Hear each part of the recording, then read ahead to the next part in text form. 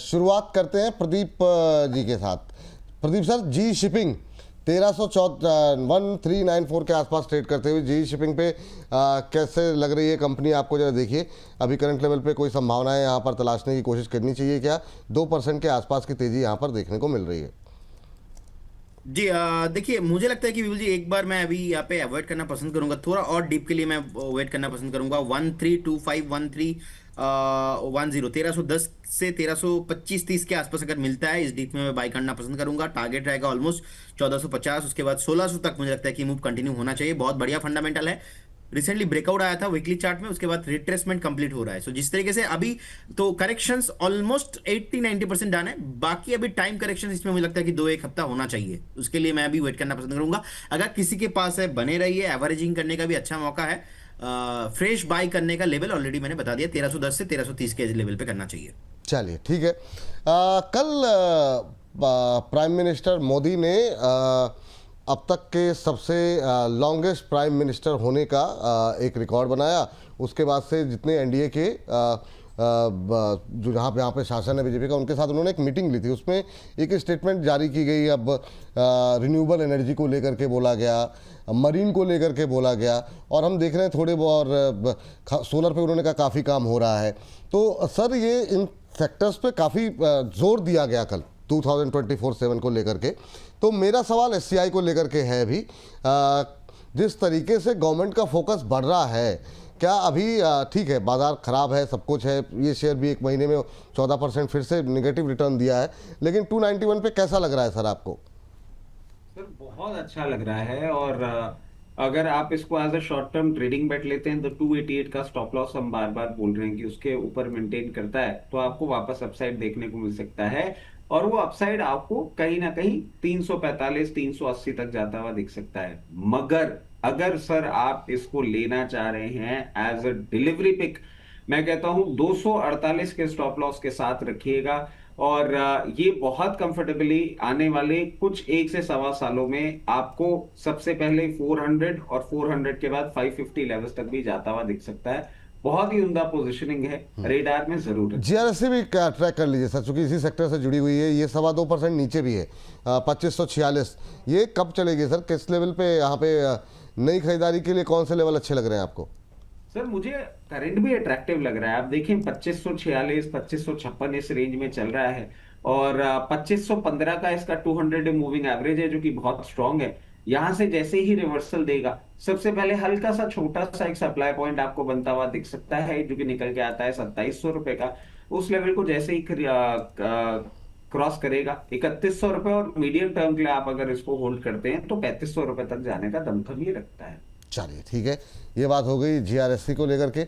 Vikram solar, Amit sir जरा देखिए 3% नीचे है, 200 के आसपास ट्रेड करता हुआ, 207 एग्जैक्टली। अभी यहाँ पर ये जो कंपनियां हैं कैसी लग रही हैं आपको, और खासतौर से चार्ट पर विक्रम सोलार पे क्या टिप्पणी रहेगी आपकी? सर प्रदीप जी से बहुत दिनों बाद बातचीत हुई है, चेहरे का निखार देख के समझ में नहीं आ रहा है निपट गए हैं, निपटना बाकी है अभी भी, क्योंकि हम तो अभी भी ढूंढ रहे हैं इनके लिए। अच्छा, ओ हो, क्या ही कहा जाए सर। अब हर चीज सर, हर चीज तो पब्लिकली नहीं डिस्कस की जा सकती है। नहीं, मैं एक चीज ऐड कर देता हूँ। ये चेहरे का निखार इसलिए हो गया, और आपने देखा होगा रिसेंट केसेस में इनका, मतलब आपके साथ शो थोड़ा टाइमिंग को लेकर प्रॉब्लम होगा, बट ये कोशिश कर रहे हैं कि रोज ये सानिध्य में आए विपुल सर के, क्योंकि बैक स्टेज में विपुल सर इनको कुछ कुछ सिखा भी रहे हैं। और आप मानेंगे नहीं, आजकल इनके लिए प्यार भरे मैसेजेस सुपर चैट पे आते हैं, जिसमें 400-400 रुपए के सुपर चैट आते हैं। एक भी सवाल नहीं आता है, सिर्फ इनके लिए प्यार भरे मैसेजेस आ जाते हैं। तो आप समझ लीजिए कि बोनस परिवार से इनको किस किस्म का प्यार मिल रहा है, ये उसी चीज की रौनक है। अभी थोड़ी देर पहले एक टिप्पणी आई थी सर, सर ने आइसक्रीम की बात की। सर से पूछिएगा कि उनको कौन से फ्लेवर की आइसक्रीम पसंद है। तो मतलब इस तरह की टिप्पणियां सर आती रहती हैं। तो प्रदीप जी इस समय, मतलब Pradeep ji selling like hot cake boss, है ना? तो मतलब क्या ही कहा जाए। तो अभी प्रदीप जी बताएंगे कौन किस तरह की आइसक्रीम उन्हें पसंद है। लेकिन सर एक टिप्पणी मैं जरूर करना चाहूंगा, उम्र रहते रहते मोस्ट एलिजिबल बैचलर का जो तमगा है वो त्याग दीजिएगा, क्योंकि हमने देश में देखा है कुछ लोग उम्र बीत जाने के बाद भी बैचलर तो रह गए बट एलिजिबल नहीं बचे। इस तरीके से हैं, बहुत तो शानदार। उम्र रहते रहते संभल जाइए। गहराई वाली बात है। चलिए ठीक है, अब ठीक है, अब मैं अब तो सारी टिप्पणी हाँ एक चेंजेस करना है हाँ सर बताइए। विक्रम सोलार क्वालिटी बॉल्स के टारगेट में 30 पे रेकमेंड किया था, 29 एंड 30 पर 40 रुपए और 50 के टारगेट थे, उसको मैं मॉडिफाई कर रही हूँ आज के मोमेंटम। आई थिंक कि इसमें जो इसका अपर प्राइस है शायद वो हिट हो सकता है। आई एम नॉट, मुझे लग नहीं रहा है, मतलब तो आप टारगेट को मॉडिफाई करो, 40 की जगह पे 39.50 करिए। तो आइडिया इज दिस कि इसी महीने का कॉल है और इसी महीने में आपका प्रॉफिट आ जाना चाहिए। तो बस यही आइडिया है कि आप प्रॉफिट, आज मेरा फोकस ना प्रॉफिट बुकिंग पर ज्यादा है, तो जहां मिल अच्छा। सके आप अपने प्रॉफिट को बुक करिए ताकि हैबिट लगे आप लोगों को। तो फिलहाल तो आप इसमें टारगेट को मॉडिफाई करो। पहला टारगेट 40 रुपए का दिया गया था, उसको 39.50, 50 पैसे कम, बस इतना ही। आप इसको मॉडिफाई करके बैठिए और अगर आज हिट होता है या कल हिट होता है बुक कर लीजिएगा अपना कम से कम आधा प्रॉफिट। बाकी अगर आप स्विंग ट्रेड कर रहे हो, इन्वेस्टमेंट कर रहे हो, वट 30% प्रॉफिट कम से कम होगा। ठीक, तो अभी के लिए टोटल मतलब मोटा मोटी बात यह है कि 98 बचानी है अभी, है ना? प्रॉफिट बनाना है। हाँ अच्छा ठीक, चलिए ठीक, ये बात यहाँ पर अमित सर सर, आप ट्रोल होंगे आज, मैं आपको कोई अभी बात नहीं सर, 2-4 मिनट बचे हैं, अब टाइम नहीं रहेगा। अमित सर सर बताइए। विक्रम सोलार अगर कहीं डिप मिलती 202 रुपए के आसपास की, तो थोड़े लंबे स्टॉप लॉस से 184 के रुपए के स्टॉप लॉस से होल्ड कर सकते हैं। 230 और 244 रुपए सूनर और लेटर लग सकता है। ठीक है, उसके बाद जो है आइनॉक्स विंड फटाफट लेकर के आ जाते हैं। माला मैम बताइए जरा आइनॉक्स विंड पे अभी क्या करना चाहिए, और आइनॉक्स विंड के साथ एक और इरिडा भी आप कवर कर लीजिए, दोनों पावर स्टॉक खटाखट ma'am ji. Alright, just 1 second. Inox Wind और इरिडा दोनों पे आपका व्यू जी। इरेडा को अभी अगले हफ्ते के लिए पास ऑन करते हैं बिल्कुल जी। इसमें थोड़ा सा समय मैं लेना चाहती हूँ। I am looking for little more clarity कि स्टॉप लॉस कहाँ लगाना है, खरीदना है लेकिन स्टॉप लॉस कहाँ लगाए वो कंफर्मेशन नहीं मिल रही है। और कल 120 पर, परसों भी 120 पर एग्जिट की पूरी सलाह दे दी थी कि स्टॉप लॉस का वेट भी मत करो, निकल ही जाइए। और किसी के पास 115 का उन्होंने बोला था, मैं होल्ड कर रहा हूँ। आप जब तक आपका पर्सनल व्यू है क्योंकि वो आपका, तो आप 115 पर रुक सकते हैं। तो मैं आइडिया इरेडा को अगले हफ्ते के लिए पास ऑन करूंगी कि देखेंगे, खरीदना है, it is on my radar but not today. अभी जिनके पास है वो दूसरा होल्ड करें, Inox Wind। जिनके पास है वो होल्ड तो कर सकते हैं ना, निकलना तो बेचना तो नहीं है ना। अगर आपका नजरिया 6 महीने से कम का है तो बाहर निकल तो जाए, नहीं होल्ड करना। हाँ ठीक है क्योंकि और बेहतर प्राइस मिल जाएगा 6 महीने के लिए, will get a little better price. ठीक है। दूसरा आइनॉक्स विंड 82 पर है, यहाँ पर आपकी अगर पोजीशन है तो होल्ड करो, नहीं है तो बना भी लो। आपका स्टॉप लॉस छोटा है, फिर भी एक अटेम्प्ट और करते हैं। यहाँ पर आपका स्टॉप लॉस आप 72 का रखिए जो पुराने सपोर्ट के नीचे है, और इस स्टॉप लॉस के साथ आज फ्रेश एंट्रीज भी कर सकते हैं। अगर बहुत ज्यादा एक्सपोजर आपका नहीं है इसमें तो आप ऐड भी कर सकते हैं। स्टॉप लॉस छोटा रखना है। टारगेट की एक्सपेक्टेशन रेंजिंग फ्रॉम 100-115 की आप लेके जा सकते हो, नजरिया 4 महीने का। चलिए ये बात हो गई यहाँ पर आइनॉक्स विंड को लेकर के। और सर एक साथ प्रदीप सर, अपोलो माइक्रो और एस्ट्रा माइक्रो, दो माइक्रो संभालिए आप। एस्ट्रा माइक्रो पे अपडेट भी है, बहुत जल्दी जो है ये 2 हिस्सों में विभाजित होने वाली है, डिमर्जर होने वाला है। लेकिन ये जो गिरावट आई है अपोलो माइक्रो में, नई खरीदारी के लिए किन लेवल्स पे कंफर्टेबल होंगे आप?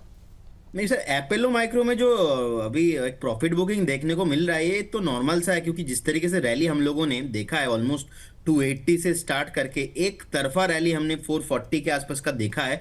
तो अभी तो 389 है। अब इस पास्ट में भी स्टॉक ने दिखाया था ऑलमोस्ट 350 का हाई लगाने के बाद 192 में हम लोगों ने देखा है। तो अभी तो 389 है। मुझे लगता है कि ये कंटिन्यू होना चाहिए सेलिंग, और आपको एक बार 330, 320, 330 इस लेवल पे मैं फिर से एक्यूमुलेशन, या तो अगर किसी को फ्रेश बाई करना है वो लेवल आपके लिए एक परफेक्ट जोन हो सकता है। बिफोर मैं अभी वेट ही करूंगा, अगर मुझे 2 महीना 1 महीना अभी वेट करना पड़े, लेकिन फ्रेश बाई अभी तो नहीं करना चाहिए। और अगर किसी का बाइंग 380-90 के आसपास है तो मैं यही बोलूंगा एक बार आप प्रॉफिट बुक करने के बारे में या तो एग्जिट होने के बारे में सोचिए। अभी शॉर्ट टाइम में नहीं चलेगा, नेक्स्ट 2-3 महीना टाइम करेक्शंस के साथ थोड़ा बहुत प्राइस करेक्शंस भी इसमें देखने को मिलेगा। एस्ट्रा माइक्रोवेव 1434 के आसपास का प्राइस है, चार्ट में बहुत बढ़िया लग रहा है। मुझे लगता है कि कंटिन्यू होना चाहिए, 1650-1700 का टारगेट आना चाहिए। एक बार एक स्टॉप लॉस 1365 के आसपास मैं मेंटेन करना पसंद करूंगा। चलिए बीडीएल पे जरा राय जान लेते हैं, बीडीएल और एचएल दोनों ले लेते हैं सर से।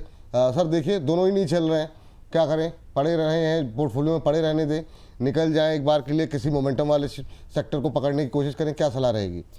सर निकलने के लिए बिल्कुल भी नहीं बोलूंगा। बीडीएल के लिए थोड़ा पेशेंस रख लेना चाहिए। जब इतने अनसर्टन टाइम्स चल रहे हैं, इतने एसेट क्लासेस में प्रॉब्लम आ रही है, और मैं इसको एसेट क्लास से क्यों कंपेयर कर रहा हूँ कि ये सर गाइडेड मिसाइल और डिफेंस इक्विपमेंट में बीडीएल जो है ना वो मास्टर प्लेयर है और एक अपने आप में एसेट है। तो ठीक है, रहने दीजिए, अगर लेना चाह रहे हैं तो ले भी लीजिए। मैं यहां तक बोलूंगा मूवमेंट आएगा 1380 के बाद, और 1380 के बाद आपको बहुत कंफर्टेबली 1600 और 1600 के बाद 2000 के लेवल दिखाएगा। तब आप पीछे भागेंगे, मिलेगा नहीं, क्योंकि इनका मैं बहुत बड़ा ऑर्डर बुक देख रहा हूं सर। मैं समझता हूं सुदर्शन चक्र में इनका कंट्रीब्यूशन बहुत बड़ा होने वाला है। उसके साथ साथ एचएलबी एरो डिफेंस का प्रॉक्सी प्ले है ये इस देश का, और आने वाले टाइम में to an extend Middle East का और यूरोप का भी। आप समझे मेरे इस पर्टिकुलर स्टेटमेंट में कितने ज्यादा वेटेज है, उतना ही वेटेज इस स्टॉक में भी है। अभी नहीं चल रहा है वो बात अलग है, और मैं समझता हूं जैसे ही इसमें मोमेंटम आएगा सबसे पहले आपको 4800, फिर 5600, 6400, और याद कर लीजिएगा सर कुछ सालों पहले जिस तरीके से इसने मूवमेंट दिया था, ये लेवल्स जो मैं बोल रहा हूं इसका नेचर ऐसा है कि ये लेवल्स आने में इसको 1 से 1.5 महीने में आ जाए तो बड़ी बात। चलिए ठीक है, ये बात। लास्ट सवाल आपसे जानना चाहेंगे यहाँ पर अमित सर, जरा फटाफट आप बताइए कि अभी के लिए करंट लेवल पे इस समय पावर ग्रिड में क्या करें, और जिस तरीके से ये एकदम से इसमें जो मोमेंटम आया है इसको प्ले करने की कोशिश करनी चाहिए क्या?